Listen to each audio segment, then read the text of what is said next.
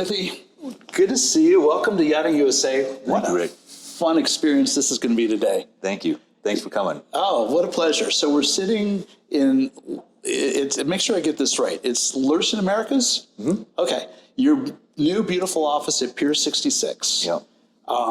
And this, full disclosure, is going to be the third podcast I've recorded at Pier 66 since they've opened. That's amazing. It is. The residences the last two times, and here we are in these offices, which are just adjacent to the residences. But look out there. It's amazing. And you see these white boats. You see this new facility. That's why we're here. I get it. And the face dock, I think there's not a single boat in your fleet you couldn't put there.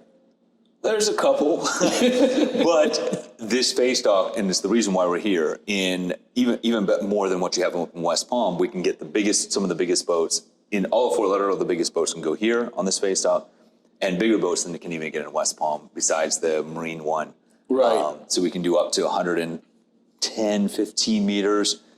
Maybe Megan will get mad at me, maybe 120 meters if we sneak it in, whereas you can't really fit a boat that big, besides a few spaces in Miami. Right. Or a commercial port. Right. And you have the commercial port here too. I've seen some big boats right around the corner here. Exactly. So and they've really done an amazing job of renovating and building out the port there. That new hotel they've built there, the convention center. It's super nice. This whole area, this corridor of Fort Lauderdale has been growing, but at the moment with Pier 66 and that convention center there.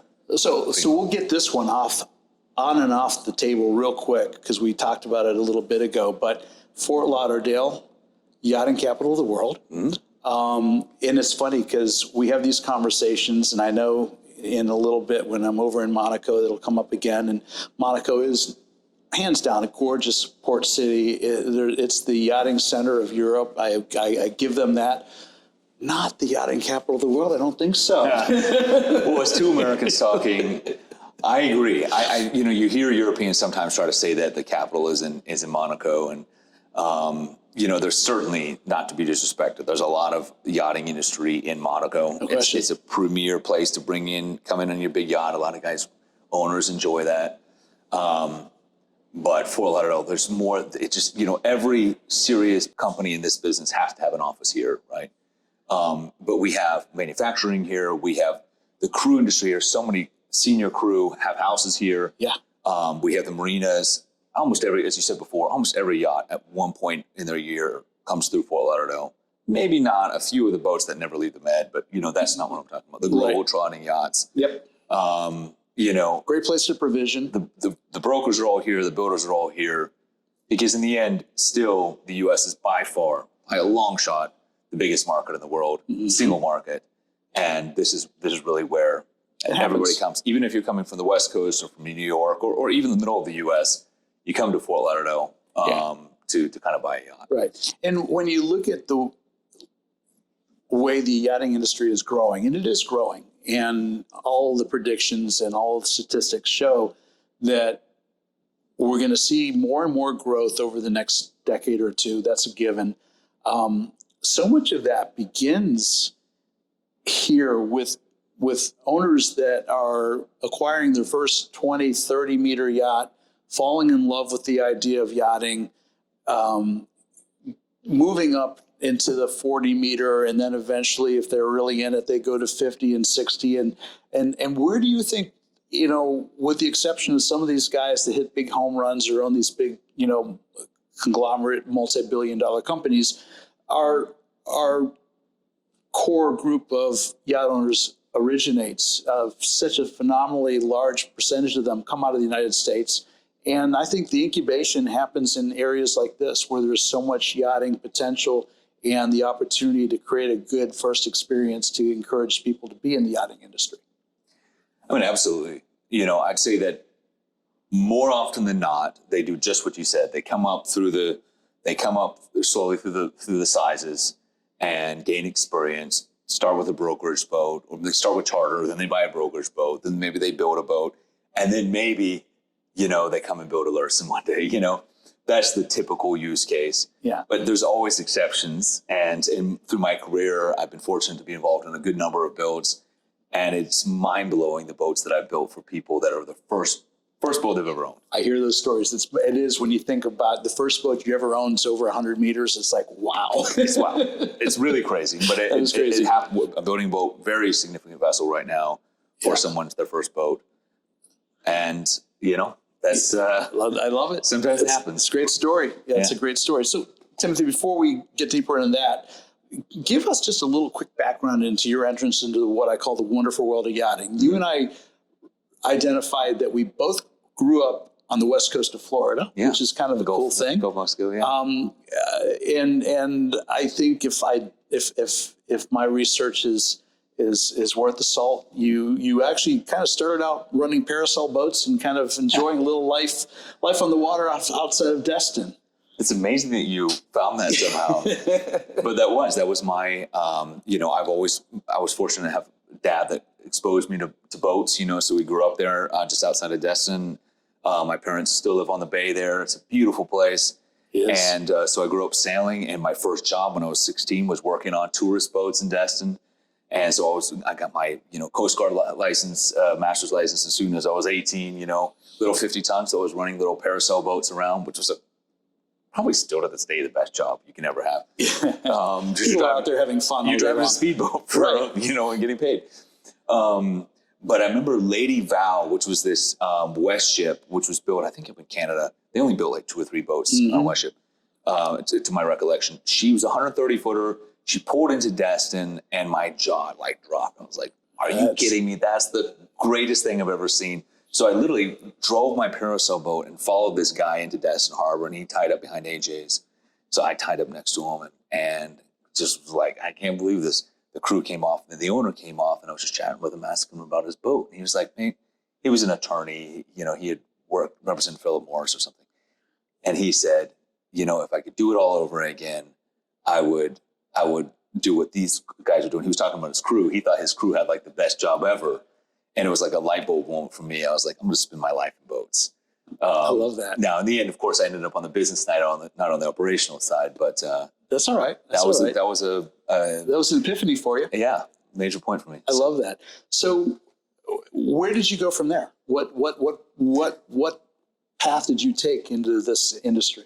Well, I think we were just talking about it. I ended up coming to university down here in West Palm Beach, just to be able to be near the yachting business. Right. So I went to school at Palm Beach Atlantic University, still there in West Palm, right in the middle of downtown.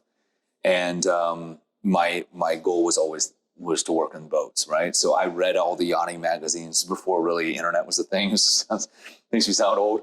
So I read all the yachting magazines, and in the magazines, the companies that looked like they had the best marketing, so they looked like the biggest companies were the yacht brokers, of course, because they need to make themselves look that way. And it was Edmiston, Wyco, Nigel Burgess, Fraser, Camper Nicholson. Yep. So I ended up out of college, really fortunate to go and work for Jamie Edmiston. Cool. Nick Edmiston was running the company still, but it was Jamie who I chased down and kind of gave me that first opportunity. So I moved to Monaco. I worked on boats for a little bit. Out of college, I ran some small boats in the Caribbean. I worked as a deckhand on a 60-meter new boat fed ship. Which was that? Rassless. Oh, nice boat. Which was it was a great boat at the time. It was like this. It was actually when Rassless was launched at 60 meters. She was the either the 100th or 200th. She was in BI's list of largest yachts in the world. It says 60 meters now. Hilariously, I don't think 80 meters makes the list. But, that's scary to think about. So I'm curious, at that point in time in the industry, did you have to get your STCW to work on the boat, or were you able to come on board just because of your associations and other experiences? I did go get my STCW because I was living down here and working in the marine business, and I had been running boats, my summers and running boats, small boats in the Caribbean and so forth. So I had experience around. I did have my STCW. But Rassless was private, so you didn't really need it. You're right. And that was kind of STCW in those days in the yachting, at least to my recollection. Not everybody necessarily had it. It was maybe only the charter boats. Go full commercial, you had to have. Right. So compliance. Now I think pretty much everybody. Yeah. When I was working in the yacht management company that I put together over here a couple of years ago, we wouldn't even consider crew without an SDCW Without going, right. and some other basic training, which I think is fundamentally important. This industry has grown up. The level of professionalism is real. And if we have time and the conversation allows that rabbit hole, I'll talk to you a little bit later about crew and how that factors into what we do as both yacht builders and professionals in our industry, because I think that's an important conversation. But going back to your career. An interesting side note was I think in your earlier career, you were talking about that you worked in the Gulf of Mexico. I did. And when I went to get my SDCW, it wasn't even offered really here in Fort Lauderdale. So I went all the way to, I think, like Bayou Battery, Louisiana or somewhere. No kidding. And so I got my SDCW together with all these offshore oil boys. That's and they couldn't figure, they were like, you're going to work on what yachts? I've seen a yacht. I saw a sportfish once, you know. It was hilarious. That's beautiful. I really love it. I love it. Yeah, now here in South Florida, there's a number of maritime academies Right. and organizations where you can get a good education. You know, it's interesting because you talk about that commercial side, and you take a look at Resolve Marine that dominate in the commercial side of the business, doing you know, salvage work and mostly salvage work. Not at all yachting, but they do have the Maritime Academy, Resolve Academy, where they are actually training crew for yachts. Absolutely. And are really making an entree into that space. So again, it's a resource that's here. Yeah, absolutely. And as you said already, the professionalism of the crew these days it's not that it was unprofessional before, but it's just become so high. Yeah. And so these licenses and all that, it's great to have that ecosystem. Yeah. Support them. So you moved to Monaco. Moved to Monaco, yeah. By the Francais? Not really. Maybe spoke a few words. Right. But yeah, so I moved from Monaco, but I wasn't there for long. I was there for about 13, 14, 15 months. All right. Working for Evanston, and it was a great education. That would be. That would be. And that got you kind of ingrained in the brokerage side of things a little bit then, I guess. Yeah, I didn't work as a broker. I worked as, I don't know if the brokers still have this these days, but they had what was called like a listing secretary, and which is basically the best possible training for a junior broker to learn about the business. My job was to keep track of every yacht that is for sale or potentially for sale, and maintain or build a database. I think myself and a guy named Tim, I can't remember his family name, was doing the same for Camper Nicholson at the time. And really, this was how early this was, that a yacht brokerage firm would have a database. There weren't these yacht codes and all these online before. So what happened is if a client would inquire to a yacht broker, he just kind of knew off of his head what was around and available. There was no central place for him to look up in his computer. Wow. So it's kind of like the first time to say, I'm gonna scour everything on Earth and try to make sure that all the data of every boat, especially every boat that's for sale, is in our computer system, so that when a broker gets an inquiry, he could find it. And by doing that, I was already a boat nerd, so I liked it. But by doing that, it gave me just so much repetition that I became really, really competent with every statistic of every boat. And it was a great way to learn. That's huge. Nick Edmiston, to his credit, he has mentored so many on the brokerage side. He used to work around Camper Nicholson's for many years.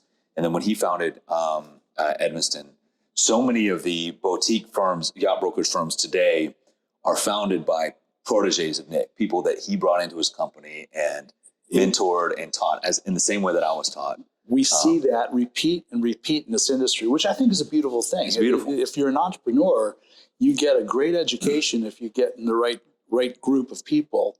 And then when you feel like you're ready to scale, that opportunity is here. Yeah. Yeah. That's so cool. Yeah. Yeah.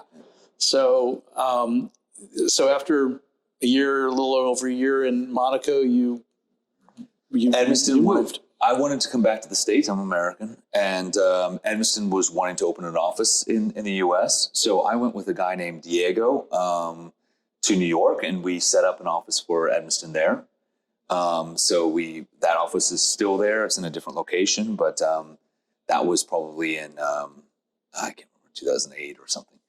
And so we did that, and I was bouncing between there and down here in South Florida as with Diego, getting that started. And at that time, Rodriguez Group, which for those of us around a while remember, they're no longer a company, but I do remember they were a publicly traded company that owned Camper Nicholson. Yep. And they had sort of invented this sort of sport yacht that is so common nowadays. But in those days, it wasn't. They kind of invented that whole genre, and they designed these. We're building all the boats with Mangusta, with Leopard. So these were designs that they had created, and then they had exclusive right for the entire production of those shipyards. It was a really interesting setup. Yeah, it would be. And they were publicly traded. I at Edmiston had been part of interacting with them with supporting a sale of one of their boats, and so they were looking for a new person to do their sales for the Americas. And I was very young; I was 25 or something, and they reached out and asked me if I would be open to the job. So I took it, and I came down here to Fort Lauderdale, and that was my first exposure, kind of working for a manufacturer. Doing their U.S. sales. So. Well, there's the education. A West Coast Florida boy comes to the East Coast here, and doing Italian boats with my French company, and I would spend my summer sort of in the Mediterranean, hanging out with Christopher Dixon, who were just so good to me. They were just gems of men. They treated me like a son. Fantastic mentors, and it was excellent. But that was through the recession years. So this is like 2008, 2009. Those were tough times. Tough times in boats. A 30 meter sport boat, 40 meter sport boat. That is the market that gets hit the hardest, right? It's not that Lurssens. It's not that we're above recession. Everybody is susceptible to slow economies, but the price point that those boats were in was especially susceptible to the small business owner or whatever. That a guy that's a discretionary purchase, right? And so that market got slammed. Well, what you just touched on, I think, is an interesting parallel, because you and I talked earlier about my previous career owning and being part of the operation of nautical structures. And in 2008, it was like a light switch was turned off. For sure. So about half of our production was geared towards the carvers and cruisers and hatteresses and smaller boats that were being produced, and other brands that are no longer with us.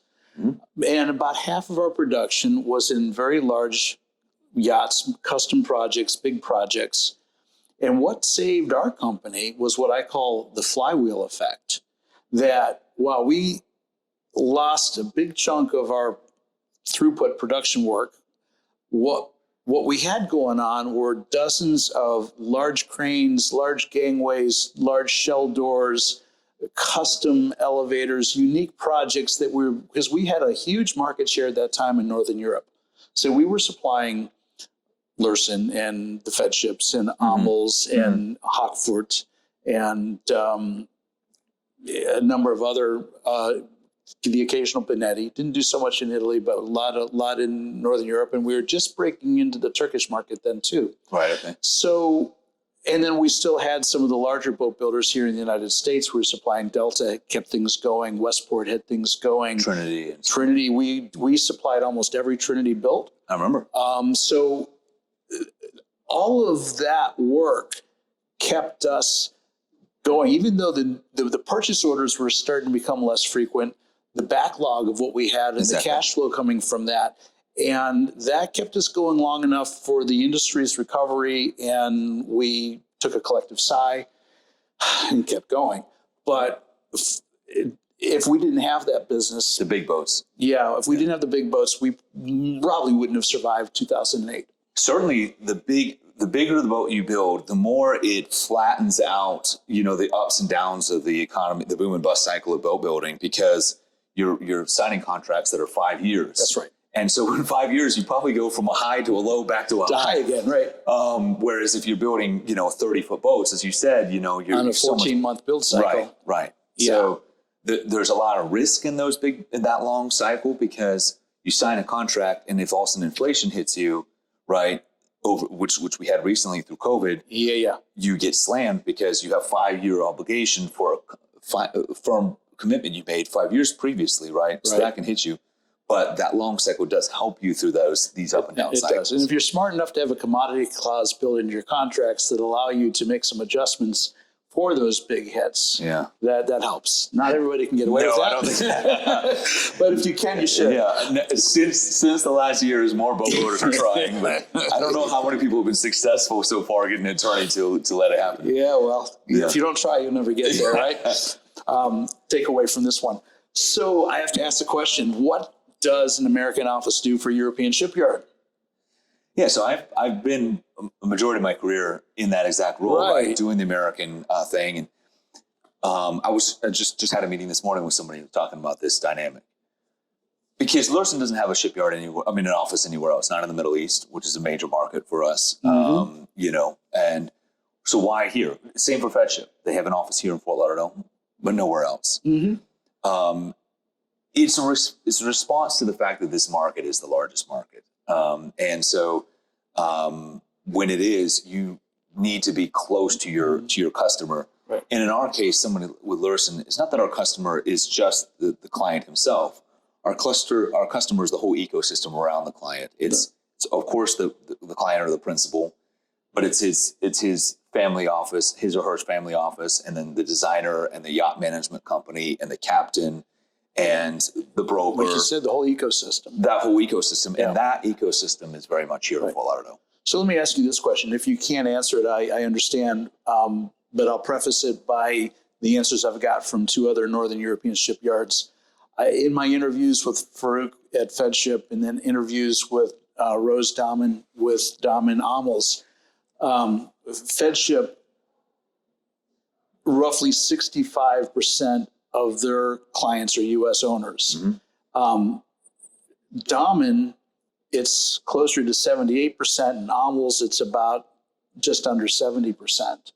So you take that in the aggregate, and basically at least 2 out of 3 owners, maybe in some cases close to 3 out of 4 owners building in Northern Europe are American clients.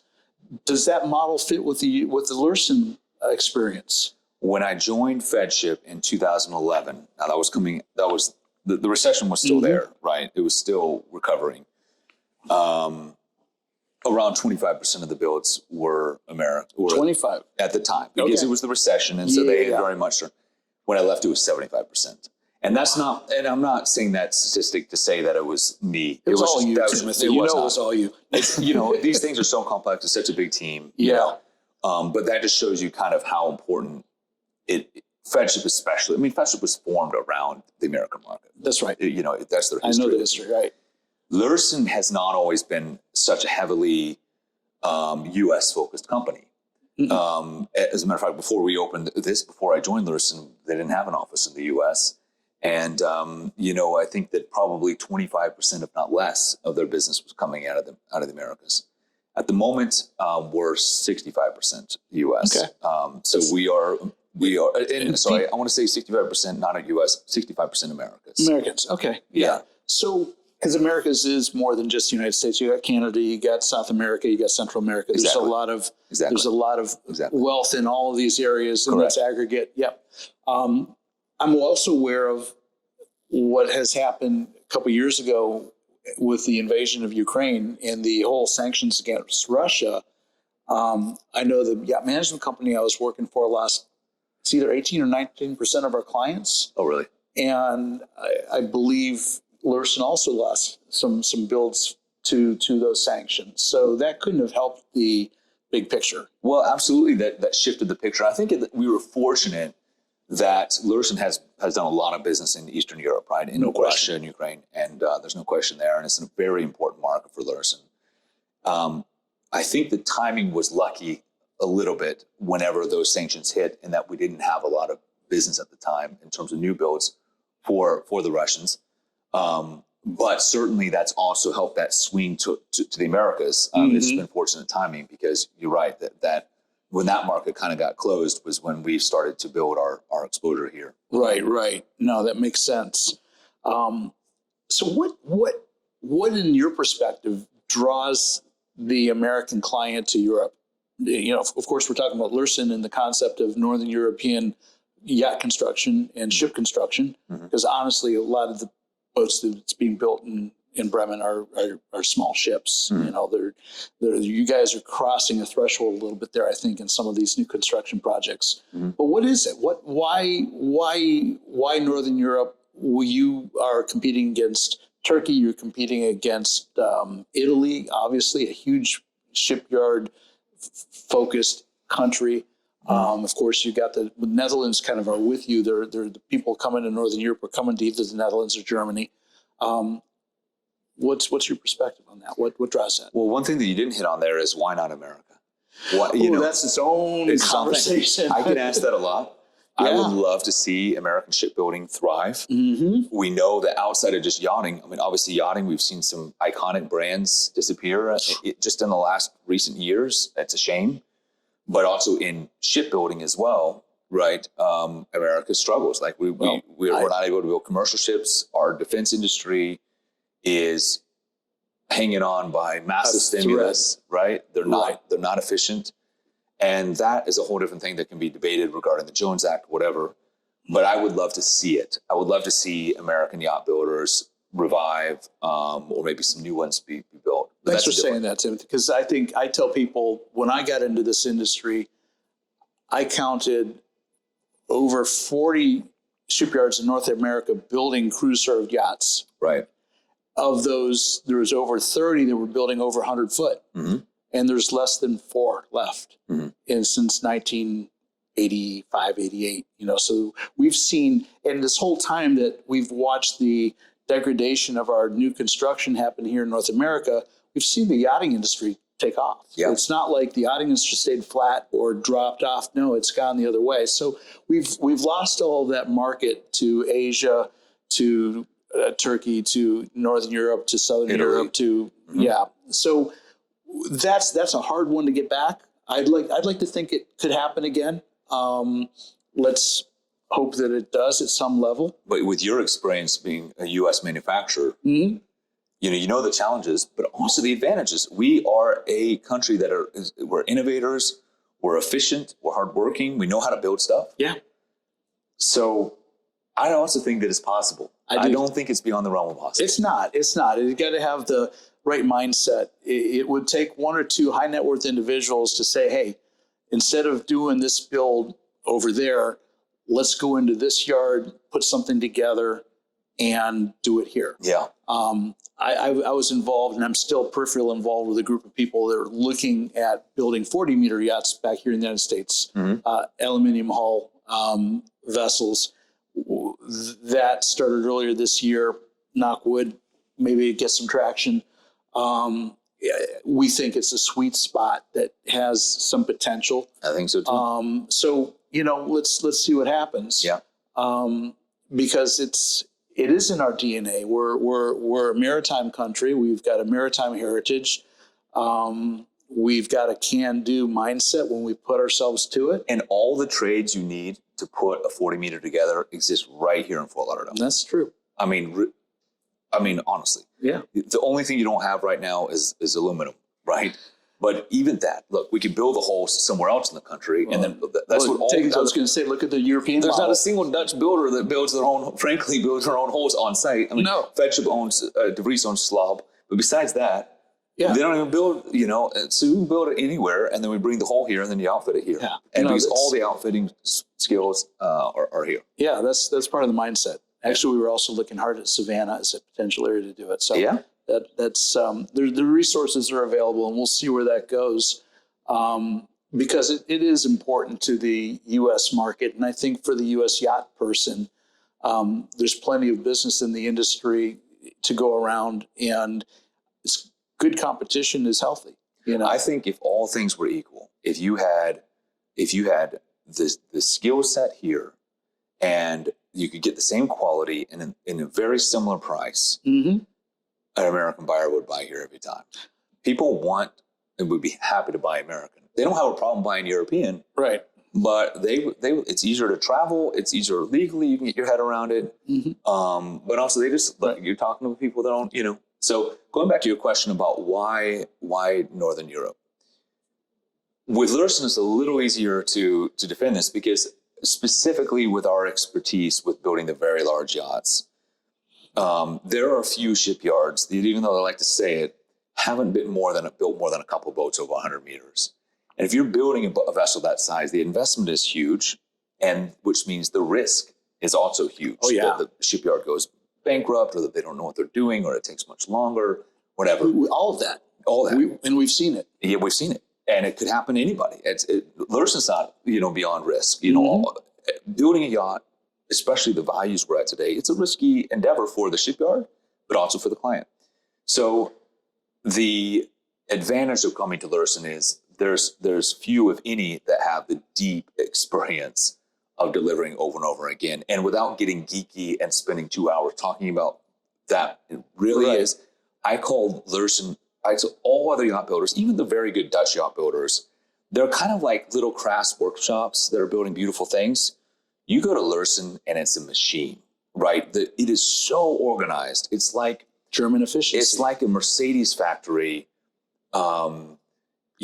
that's building ships. It's so the way the shipyard and the workflow and the throughput of the way the yacht is designed and engineered and built is so efficient, like a factory. Whereas even the very good Dutch builders that are now trying to build boats over 100 meters, they're still approaching it with that like workshop craftsman level, which is, they can build beautiful boats. Yep. But they are lacking the systems and the processes that are necessary to efficiently build and make sure that there's no system-wide errors, right, that are necessary for the German industrial machine that is Lurssen. Right. It is unlike any other shipyard.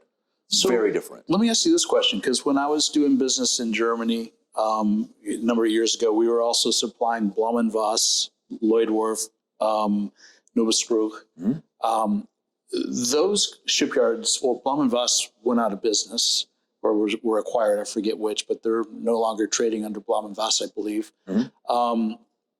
What's prevented them from scaling the way Lurssen has? Well, Blohm is now owned by Lurssen, as is Nobelsbruch is also now owned by Lurssen. Okay. And the difference is, why have those companies failed when Lurssen has succeeded? It's the Lurssen family. Peter. Yeah, these guys are just, there's nobody else like them. They are intelligent. They're wise. They're careful. They are, they do right by people every time. They have character, and they behave. That character bleeds through the way they do business, and that has caused them to be able to succeed. And the shipbuilding is a very difficult business, and the ups and downs of the business. And so they've been able to stay in business whenever other people have gone under, and then they've even had the reserves in those difficult times when others are going under to pick up those assets. Right. So then they're available for them to use them whenever things are good again. We were talking earlier, 150th anniversary. Yeah, amazing. That's real. 150 years, continuous ownership of the same family in the same business. Think about that. I don't know how many other times that happens anywhere. There's companies that are 150 years old, clearly, but I don't know if they're still owned by just one family continuously. No, it's hard to imagine that. And they've gone through 2 world wars and all of the so many ups and downs that have happened in Northern Europe. I've been working, and I really call it a pleasure. I've had the pleasure of working for these guys for 8 years now. And even in my 8 years, there's been 3 serious downs, three serious, most shipyards would go bust from it. Wow. And, COVID was a big one in terms of inflation. We had some crises with fires, heard about that, one of the most significant losses in maritime history.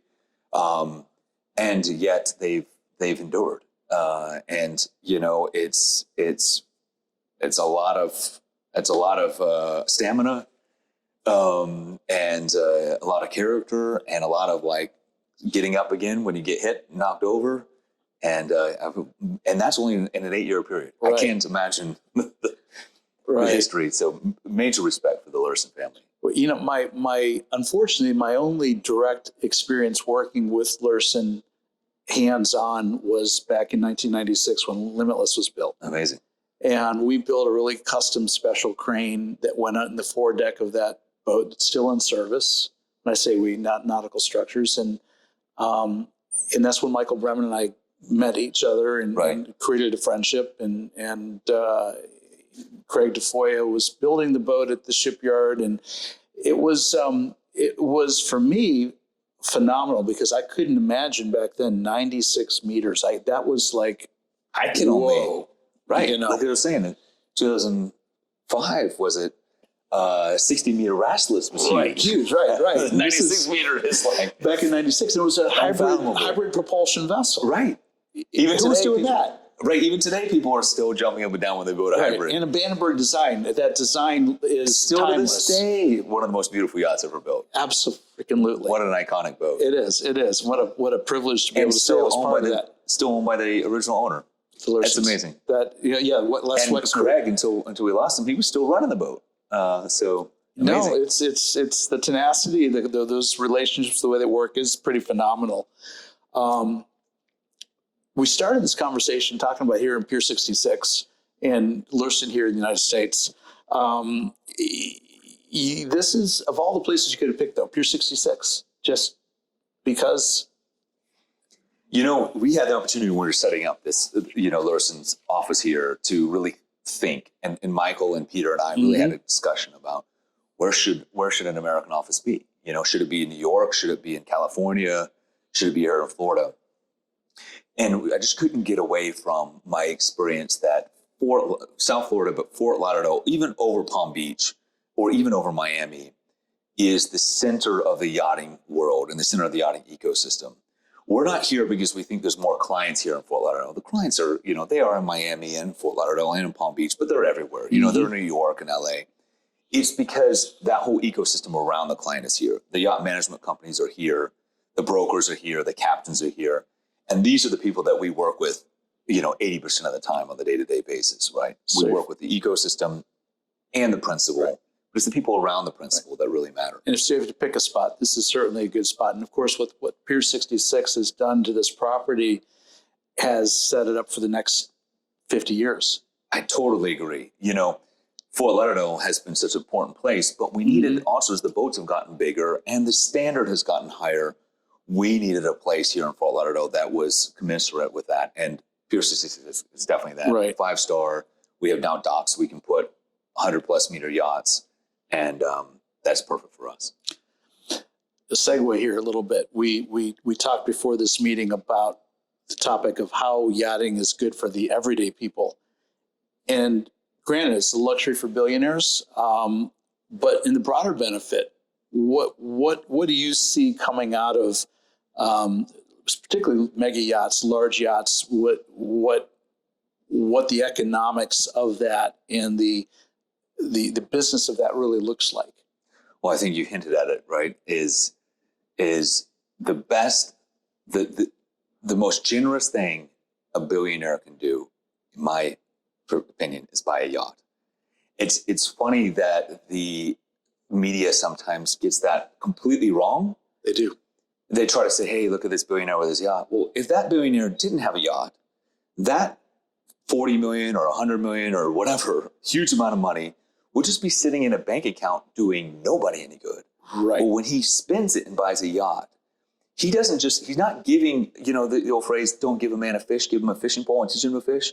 He's giving thousands of us a job. I have a job and a whole career. Right. Because guys buy yachts, right? And then I have a family here, right? And I have kids in school, and you have a job and she has a job, and the people watching this video probably all have jobs because these guys buy yachts. It's the most generous thing they can do is give us all jobs. And probably the least wise use of their money if you really look at exactly. If they wanted to be Mr. Scrooge, they could sit on their money and not be shamed by the media and leave it in the bank account. Right. But that's the selfish thing to do. The generous thing to do is go buy a yacht and go cruise everywhere and employ us all. And we're so grateful to each one of these guys that do it. Well, Timothy, I'm glad to hear you say that, because when I talk about what I call the sacred Trinity in our industry. And what that is, in my opinion, and in conversations I have, is the asset, the crew, and the owner. Those three elements, if they're healthy, you got a healthy industry. Yeah. If any one of those is sick, then you're in trouble. And so when you look at the high net worth individual that is the yacht owner, he's got choices. If he's passionate about the ocean, wants to go yachting, he can pull out his checkbook and charter a boat. Yeah. And he'll go have a good time for a week or two and let everybody else deal with the bullshit. Exactly. Or it's cheaper. so you think? Yeah. Or he can say, hey, I want one of these myself, and I'm going to go through the whole process. I'm gonna sit with a naval architect and a designer and an interior person. I'm gonna find a shipyard, and a lot of these guys love that process. Absolutely. And they spend the money and they create the asset, and that asset's out on the ocean, and every place that asset goes, every time it ties up to a dock, what is the economic impact? He's helping people. Yeah. Exactly. Yeah. You know, it's my job and the other people in the client-facing side of the shipbuilding job to make sure that that's a nice experience. You know, you just said a lot of guys love that. Yeah. We got to make sure, and that's what we have to always keep in front of mind, is we can't just build, our job isn't just to build, ships. Our job isn't just to build really good yachts. Our job is actually make the whole process a pleasant one for the clients, so that they come back and do it again. And do it again. Tell their friends. It's exactly, because their friends oftentimes can afford to do the same thing Typically, they just did. yeah. Yes. At the level which we deal, so much of our business comes through references. Mm-hmm. Even if the inquiry comes at first through some other source, almost always they reach out to another friend who's built a boat with us or built a boat with a competitor and said, hey, what do you think? Yeah. What should I do? So it's your reputation matters more than any marketing campaign, any boat show. Your reputation, how you treated the last client, is everything. It's been a little while since I've been on a Lurssen. We got to fix that. Well, let's fix that for sure. I'll be in Monaco with you. We'll take a look at one or two. I was recently on Breakthrough over in Amsterdam, and a couple takeaways, which I thought was phenomenal, besides the incredible investment I see Van Lent putting into their facilities. New facility, absolutely. Oh my gosh. Amazing. We should take notes over here, right? Yeah. That boat, first of all, the whole hydrogen-powered hybrid technology piece, I literally put my hands on the hydrogen fuel cells. And amazing. Yeah, it was amazing. And saw the real estate it took up, but saw the infrastructure they built into there. I was talking to a good friend of mine that used to work with me years ago. He's in Denmark, and his company is in hydrogen fuel cells, and they actually had been negotiating with Lurssen to sell their technology. They were not successful. Lurssen went with a different company, but I understand Lurssen has a kind of a different approach to the way you're doing hydrogen compared to what FedShip did. Which I don't know that matters so much one way or another, as long as, looking at new technologies and looking at alternative fuels and all that, which is cool. But that's not really wanting to go. That's cool. And that's a hot topic with all that. But what really I found profound was the crew accommodations on board Breakthrough. Really? 2 decks of crew. Each crew suite looked like a hotel suite. Oh, really? Oh, my goodness. Timothy, you could do Pilates in the room without even going near your berths. Each room carried 2 crew. It was I thought it was phenomenal. And the point I'm trying to make is, first of all, they can do it because they got the real estate. It's a big boat. Yeah, when you get that much beam, what happens is there's an allotment amount of square meters that you have to have. Yep. And if you stay with the central corridor, which clearly FedShip did, you end up with these accommodations, these crew accommodations that are bigger than regulation. Yeah. Well, regulation is only what, 3 square meters or something? I can't remember. Yeah, it's an interesting tidbit. Actually, I wanted to hear about your impression of Breakthrough, because it's an interesting tidbit, because it's reflective that Breakthrough is the beamiest yacht that FedShip's ever built. And they haven't quite figured out that actually you don't, when you get to that beam, you don't stay with a central corridor. And they hadn't realized that. I find that fascinating. Well, but here's my takeaway, and this is just, maybe it's a little naivety on my part. I don't think so. But when going back to the holy trinity of what's good for the industry, good for the owners, good for crew,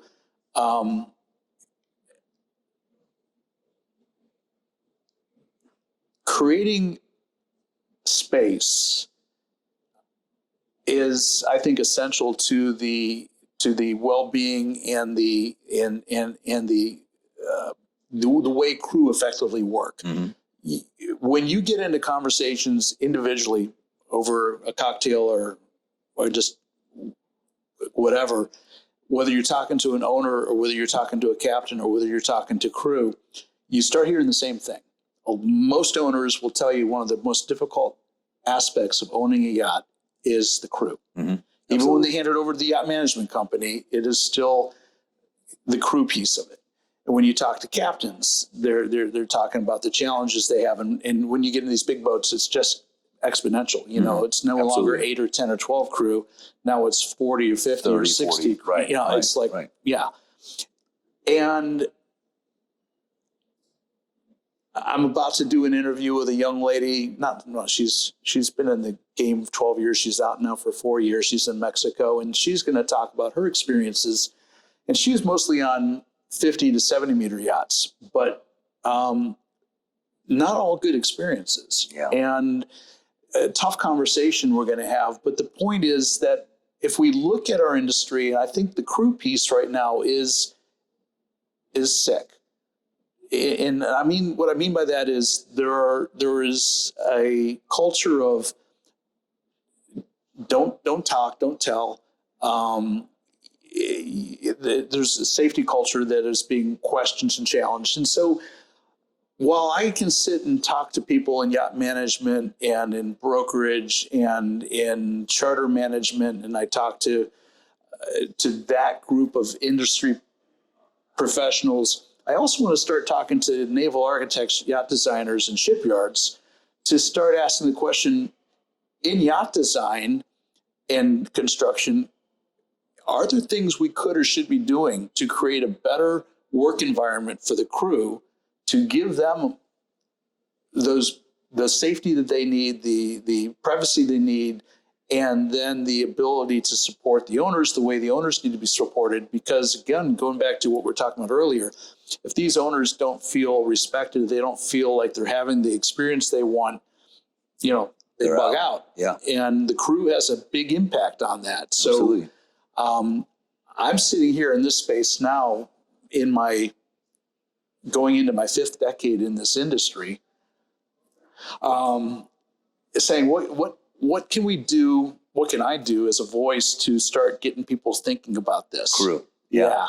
I think it's a great question, and I would love to go back to breakthrough when we get through this. But for now, it's interesting. There's a young university student reached out to me a few months ago. She is studying Savannah College of Art and Design, a great school, and she's doing her thesis on that exact topic. How can we design, improve yacht design for crew well-being, which is ultimately there for the sake of the owner. That's right. And sometimes I think an owner will mistake this topic and think, you guys are spending my dollars, right? Crew well-being means more space, less space for me. It doesn't have to be that way. You can use the same real estate or even less real estate with intentional, thoughtful design to not only make a nicer environment. I met with somebody a few years ago that was talking about circadian rhythms, doing lighting design that help for the crew that have to work through the night in their cabins to help with their rhythms, but also the safety piece, which you talked about, something that I think hasn't been discussed very much in our industry, but the nature of working on a yacht, especially for young women, is by nature a very dangerous place. And I think that the environment poses a lot of threats. It does. And so how can we think about that from a design, but also from an operational perspective to be able to provide some level of, or additional levels of safety for them. Thanks, Timothy. And again, I bring it up not in the context that you and I are going to solve the problems of the world together, but there's upwards of 100,000 people going to listen to or watch our conversation over the next couple months. And perhaps we plant a couple seeds that some more people start thinking about this piece of it and, come back with some creative ideas how we can make a better mousetrap, create a better environment for the essential crew that we need to keep in this industry. Yeah, I agree. And I think there's a lot of improvement that can be made there. So no it's question about it. I'm first to recognize that. So go back to Breakthrough. Cool boat. I mean, I probably shouldn't say this, but I think she's one of the most beautiful yachts that's ever been built. She's beautiful. RWD is great. I'm doing a few different projects with them right now.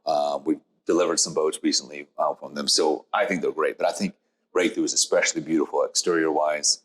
I haven't been on board. Obviously, I'm not invited on board, but I would love to hear your perspective of how she was. She's, I don't want to say typical Dutch, but she's typical Dutch in fit and finish and some of the interior really work, standard, just beautiful. I'm sure.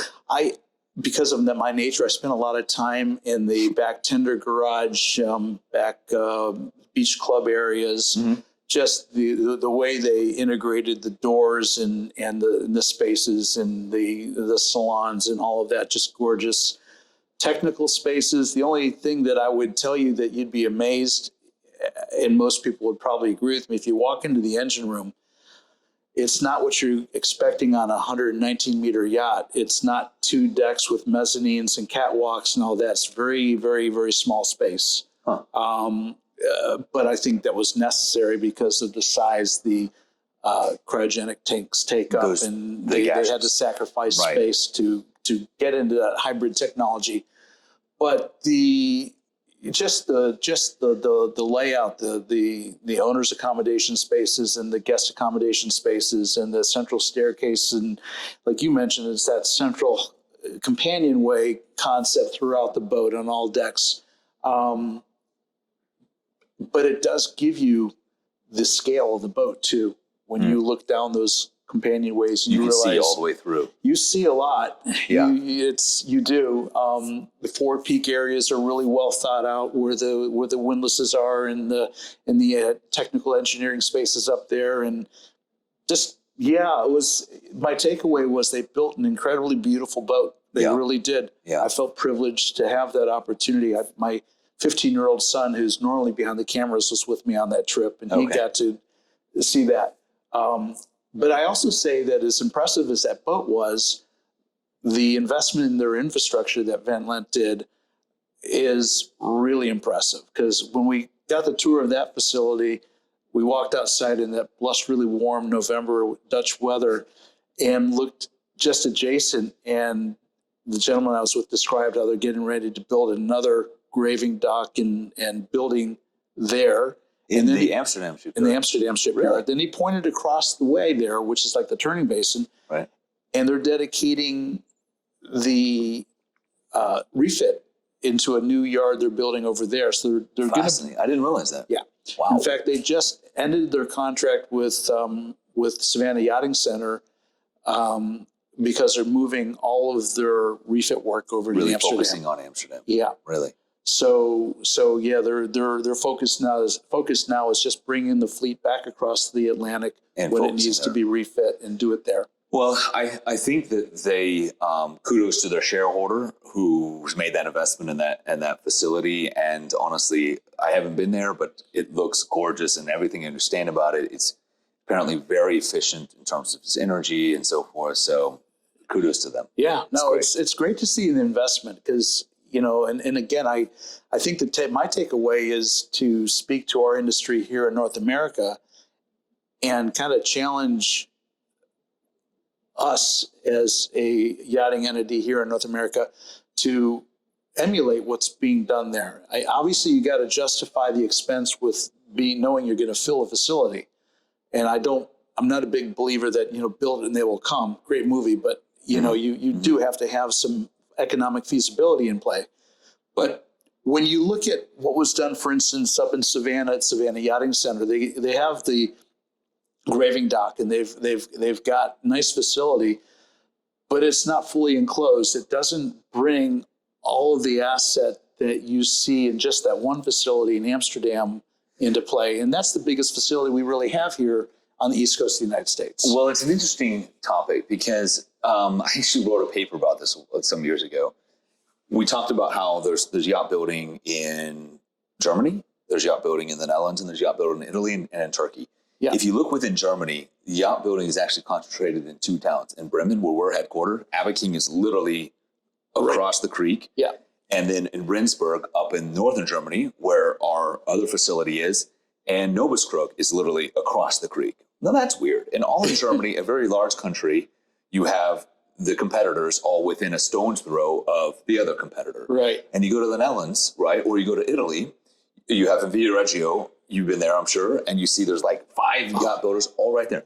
And so you have to ask the question, why would all the yacht builders stick together like a third world like market where, you know, all the tire vendors are on one street and all the microwave vendors are on another street? Why are they consolidated together? And the reason is because in the end, shipbuilding is not about your facilities. Shipbuilding is 100% to do with your workforce. That's right. So if we wanted to build up a shipbuilding here in the States, it's all about the workforce.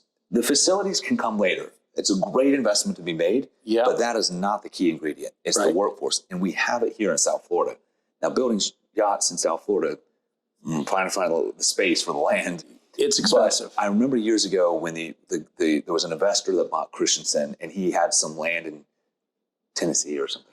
Yeah, we bought the adjacent property to him up in Tennessee. And he was going to try to do Tennessee, and I was just like, who's advising this guy? Because it's not about facilities, it's about workforce. And there is no workforce there, right? There's no experienced shipbuilders.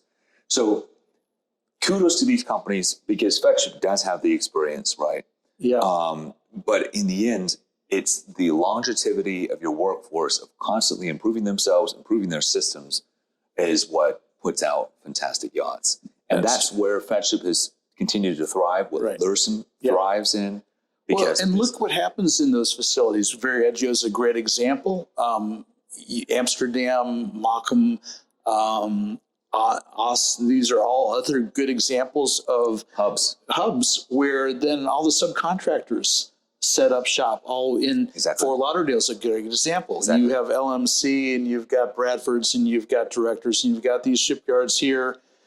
And all around are all the subcontractors, the little businesses that have gone into business to support all this work and then have grown into bigger and bigger businesses. That's so right. It's, you know, even though FedShip and Ocean Co. and us Lurssen, we all like to talk about how we build a yacht.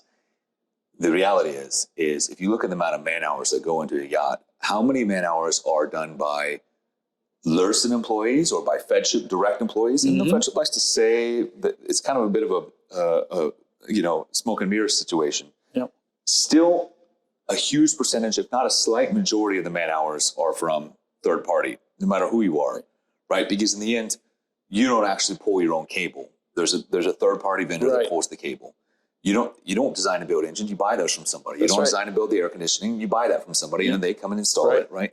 You might engineer your AC outlets, but you didn't interiors. You know, all of us have shares in some interior manufacturers, but still most of the interior is all third party. Subcontracted. Right. That's right. Paint. Some people have paint crew in-house, but nobody has enough paint crew to do all of the painting. So all the fairing, which is a lot of manual labor, subcontracted. Yeah. So in the end, it's that ecosystem, and your quality is only as good as your ecosystem. That's right. That's the sustainable part. Your reliability, are those subcontractors staying solvent? So can they do it well? Can they do it on time? And can they not go bankrupt? You know, all legitimate questions. Yeah. Yeah. And so that's where that experience of mature subcontractor base is fundamental. Love it. So Timothy, answer this if you would. What do you see is the future of Lurssen over the next few years? Where do you see the shipyard? I can't imagine it as a status quo proposition. You've got so much going on. Lurssen has been built up. It's 150 years old, but the yachting business is really only 20, 30 years old, right? Mm-hmm. And it's really Michael and Peter and Fridtjof Smith that built up the yachting business. So, you know, we're all kind of standing on those guys' shoulders. But we have a very strong future. And the reason for it is obviously we have this fantastic shareholder, the Lurssen family, but also there's this generation of guys that are my age that are kind of stepping into the leadership of Lurssen. We have a new CEO now, Justus Reinke, and managing directors that we're all like early 40s, you know? And these guys, I mean, we have a senior project manager, guys, head of production, all these guys that are young, a lot of them have PhDs, the depth of really deeply competent people that are very good. I mean, impressively smart. Inside of Lurssen, the talent pool is wide and very deep. And they're all like, you know, late 30s, early 40s. Everything's possible. There's decades ahead of us of a very strong, skilled workforce, right? So love that. Doesn't mean that there aren't going to be crises, because there will definitely be crises. And how those are navigated, we'll have to see as they come. Right. You know, Peter and his cousin and Fridtjof and Michael have navigated many of them. And so hopefully, you know, this next generation is able to continue to you know, show wisdom. And those older guys aren't gone. You know, they're still around, still providing some guidance. But because of that talent pool, I'm very, very positive about the future. The market, obviously, as we all know, for big yachts is just continuing to explode. Crazy. Other companies want to get in that space. You see Ocean Co. trying to build some bigger boats. Fedship's trying to build some breakthrough, right? Yeah, 119. But even then, 119 meters in Lurssen world is pretty average. Right. Isn't that crazy? For Fedship, it's like, oh my gosh, everybody look at this thing we've done. You know, which is great. I don't want to undermine that accomplishment. It's a real accomplishment they've done. But the demand for the very big boats seems to be strong. The money in the Americas has always been here, but the appetite for spending enormous amounts of money on big boats has grown. In my days at Fedship, you know, we started selling 90-meter boats on a regular basis. I think in 5.5 years, we sold probably 8, sort of somewhere around 3,000-ton boats, right? Yeah. And at the time, it was like mind-blowing, right, that we were selling these like 3,000-ton boats. They just seemed like nobody has ever, you know, there was a few boats over 65 meters owned by Americans, but it wasn't regular. But now, and so that became normal. Now all of a sudden we see these 100+ meter boats being ordered by Americans, and on a regular basis. So again, we see this acceptance of the money has always been in America, but this acceptance amongst Americans to own a bigger, very expensive yacht has kind of gone up. And because of that, I'm very bullish on both that we have the deep leadership and talent pool within Lurssen to continue to be competitive. And I see the demand here on the American side being resilient to continue to grow into the larger yachts for years to come.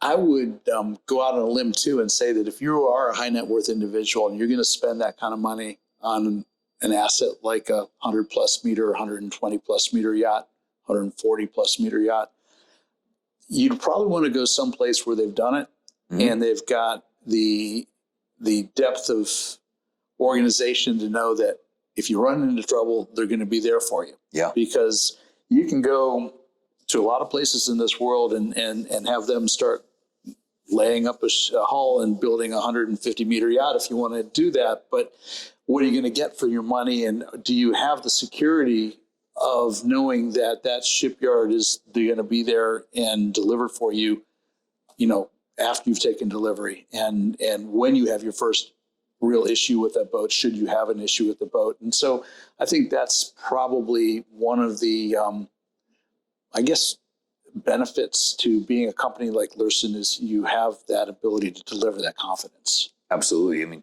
you asked before why Northern Europe versus Italy.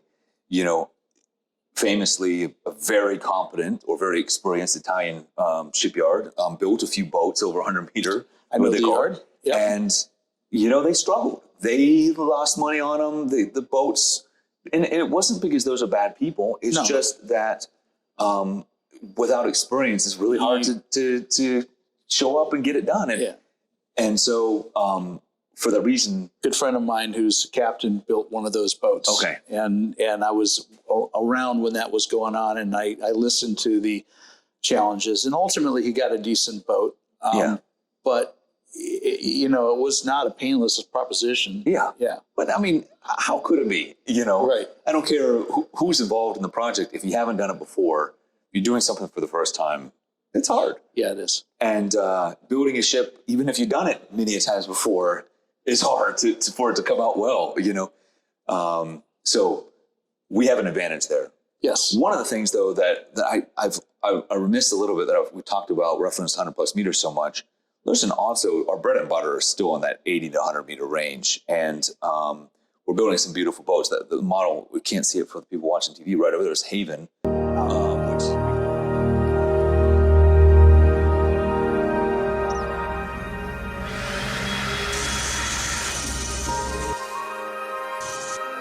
So I remember the first GA that I drew was already close to what it still is.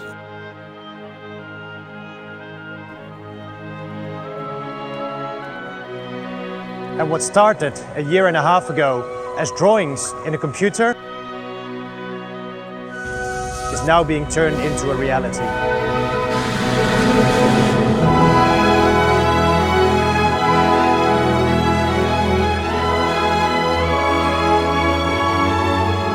The sun deck is one of the most important things on this yacht. It's 30 meters long, and this is the main entertainment space for the evenings.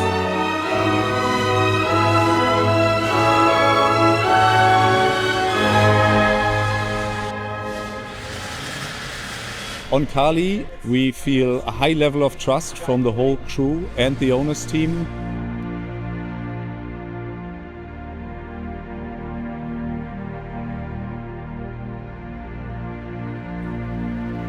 I've known the shipyard for many years, and I've worked together with a lot of the people at Lurssen several times before, which helps if you know each other. So it's been very smooth, despite the hiccups that we've had from COVID and other complicated circumstances. But it's been very smooth.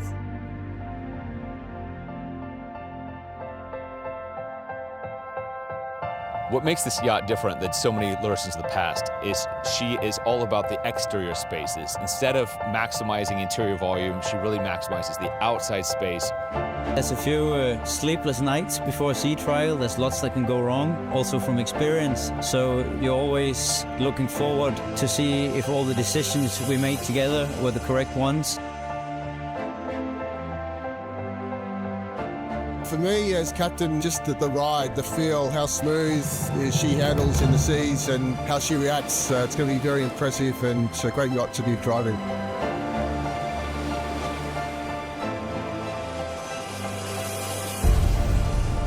It's really, really good to experience the yacht for the first time when she's in use and she's moving. Because you see the reflection from the water in those surfaces, and that's something that I've had in my mind. Sea trials were very successful. We had 5 very good days at sea. The boat is very steady, seaworthy and quiet, performs exceptionally good.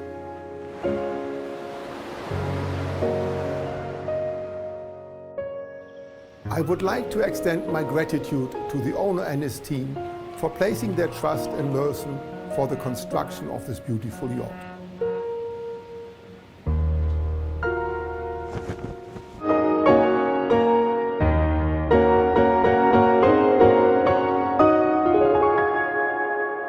Welcome to the Lurssen family.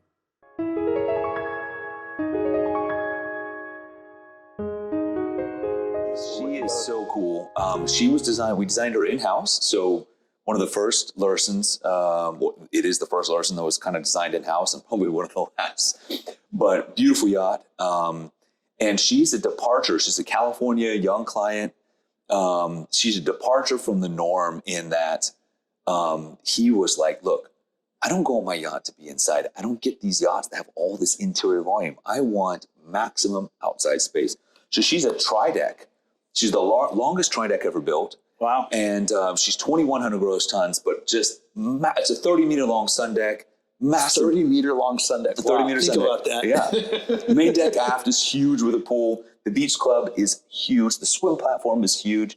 And it's all about active, being outside, really cool interior. It's unfortunately I can't show the interior, but Super, one of the coolest interiors ever. That's nice. And that boat, the reason why I highlight it is it reflects kind of like the younger generation of yacht owners, right? It's casual. It's all about being active. Active it's lifestyle, about exterior.